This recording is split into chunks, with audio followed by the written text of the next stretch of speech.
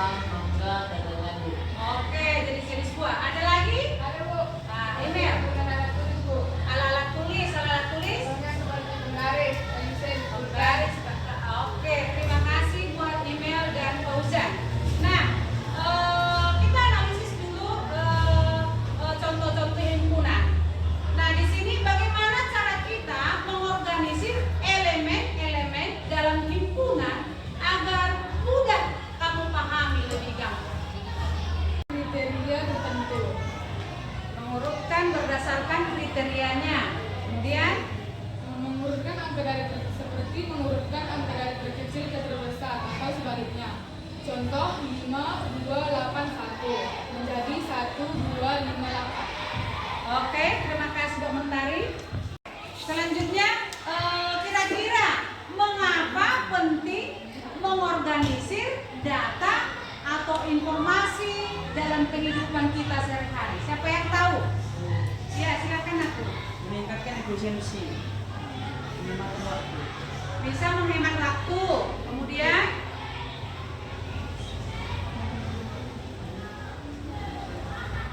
Memudahkan pengambilan keputusan. memudahkan pengambilan keputusan. Mencegah kesalahan. Oke, bisa mencegah kita. Kemudian kita mengambil contoh aplikasi nyata. Kira-kira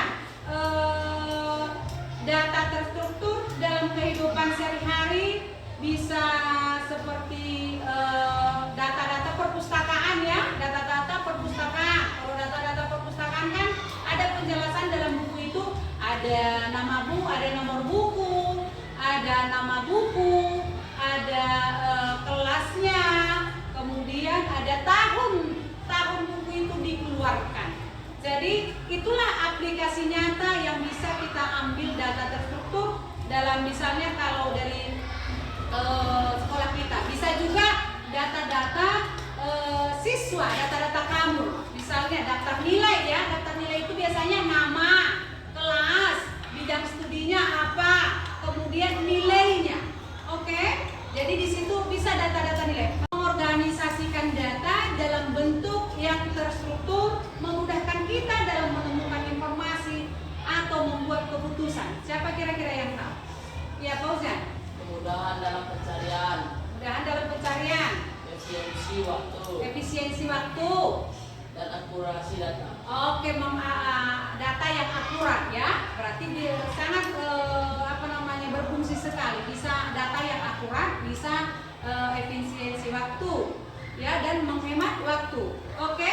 Nah, kira-kira apa yang kamu tahu perbedaan antara data terstruktur dengan data yang tidak terstruktur? Saya tahu, Bu. Ya. Data yang terorganisir dalam format yang telah ditentukan seperti tabel dengan baris dan kolom. Baris dan kolom itu data terstruktur. Data yang tidak terstruktur, Setiap elemen data memiliki tempat yang spesifik dan tipe data yang jelas, angka dan teks. angka dan teks. Kalau data terstruktur udah berupa tabel tadi ya. Oke. Kita masuk ke analisis dan sintesis data terstruktur. Ibu mau ngajak anak-anak ibu untuk membuat data terstruktur yang misalnya dalam kehidupan sehari-harimu bersama temanmu. Kira-kira apa yang bisa kamu buat contohnya di antara kamu saja? Kira-kira coba kamu lakukan, diskusikan bersama teman-temanmu. Iya, nama temanmu dulu. Nama, kelas,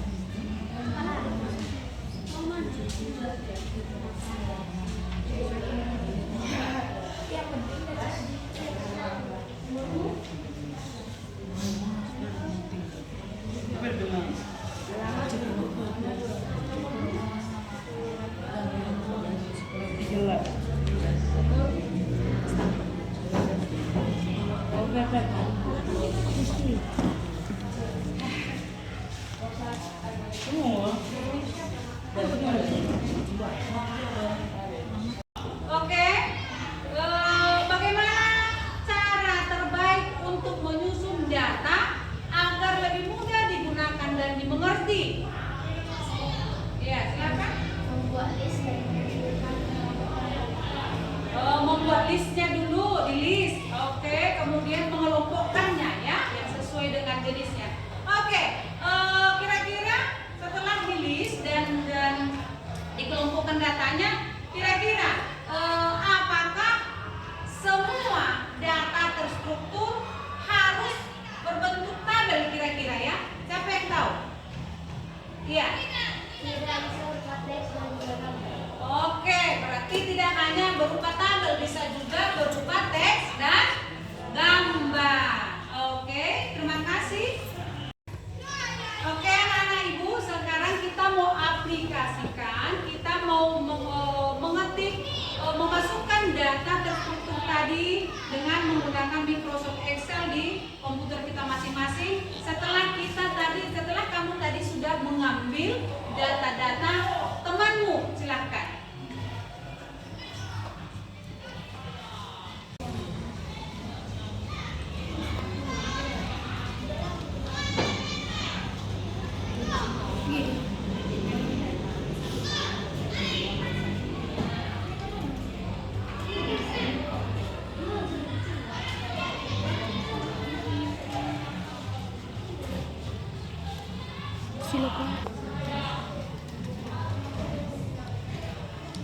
Silakan. Apa?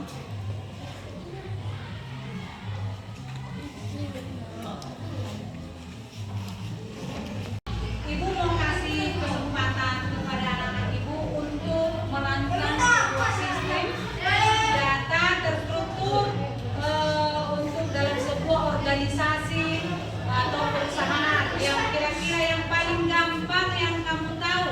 Bisa kira-kira bisa berupa apalah yang pengen kamu apakan.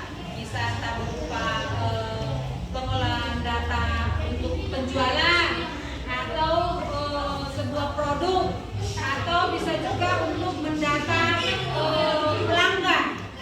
Oke, jadi ibu kasih kesempatan untuk anak-anak ini untuk merancang sistem data terstrukturnya. Silakan.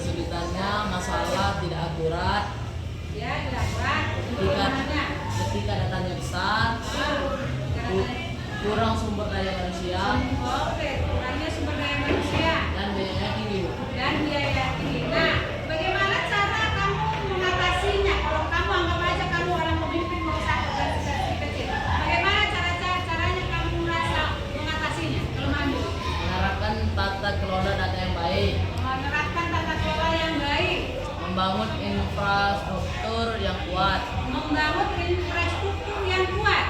dan bekerja sama dengan ahli. Oke, dan bekerja sama dengan ahli. Oke, terima kasih Pak. Tadi mengetahui dan kelemahannya dan mengatasi kesulitannya. Kira-kira apa alasan kamu memilih format atau struktur data yang dipakai? Nah, Lebih mudah digunakan dalam sebuah organisasi. oh, lebih mudah ya, lebih gampang berupa tabel lah itu ya, lebih mudah dan lebih gampang dalam sebuah organisasi yang kecil. Oke. Oke. Baiklah anak-anak ibu, kita tadi sudah masuk ke materi tadi data terstruktur. Nah sekarang kita mengambil menyimpulkan pembelajaran yang kita pelajari. Kira-kira himpunan dan data terstruktur dalam kehidupan sehari-hari apakah begitu pentingnya? Karena untuk memudahkan kita dalam membuat data-data secara pribadi, baik besar, baik maupun kecil. Nah, kira-kira anak-anak ibu, siapa yang mau memberikan kira-kira refleksi dari pembelajaran kita ini? Kira-kira bagaimana cara kita mengelola data yang sangat baik agar lebih dimudahkan, mudah dimanfaatkan? Ya, Dengan memanfaatkan teknologi yang tepat dan menerapkan strategi pengelolaan data yang baik. dengan memanfaatkan teknologi Yang tepat dan menerapkan strategi pengelolaan data yang baik. dengan memanfaatkan teknologi yang tepat dan menggunakan strategi yang baik. Ya, betul, teknologi sangat membantu sekali dalam kehidupan kita sehari-hari. Oke, baiklah. Bagaimanakah perasaan Pria mempelajari data terstruktur hari ini?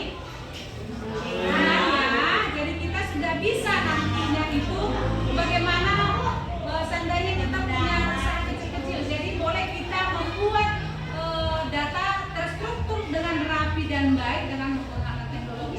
Baiklah anak-anak ibu, sampai di sinilah pembelajaran kita hari ini mengenai data terstruktur. Kemudian kita